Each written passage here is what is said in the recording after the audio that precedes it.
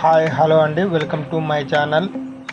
Shri Ganesh youth association ఆధ్వర్యంలో అన్నదాన కార్యక్రమం జరిగినదండి. ఆ వీడియో ఇది మీరు చూస్తున్న వీడియో అదే.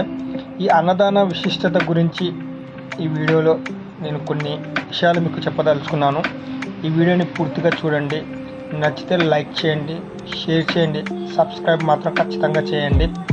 అన్నదానం అంటే ఆహారం దానం చేయడం అనే అర్థము. ఇది హిందూ సంప్రదాయంలో ఒక పవిత్రమైన గొప్ప దైవధారణ ధర్మం. ఇందులో అన్నం అంటే ఆహారం, దానం అంటే ఇవ్వడం. అవసరమైన వారి ఆహారం అందించడం ద్వారా గొప్ప పుణ్యాన్ని సంతృప్తిని పొందవచ్చని మనం నమ్ముతాం.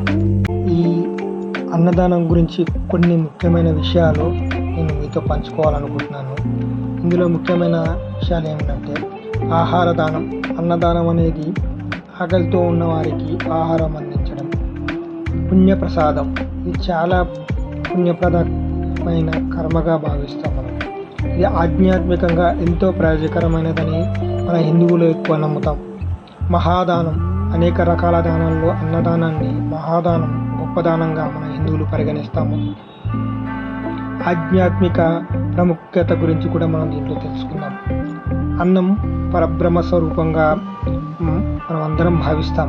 కాబట్టి ఆహారాన్ని దానం చేయడం ద్వారా ఆధ్యాత్మిక ప్రయోజనం కలుగుతాయని మన హిందువులు ఎక్కువగా విశ్వసిస్తాం. సంస్కృతిలో భాగంగా భారతదేశంలో, ముఖ్యంగా హిందూ సంస్కృతిలో అన్నదానం చేయడం అనేది వేల సంవత్సరాల నుంచి వస్తున్న ఒక గొప్ప సాంప్రదాయంలో భాగంగానే శ్రీ గణేష్ యూత్ అసోసియేషన్ శ్రీ శంకర్ కాలనీలో ఈ అన్నదానం ప్రతి సంవత్సరం గత 6 సంవత్సరాల నుంచి మేము దీన్ని నడిపిస్తున్నామండి.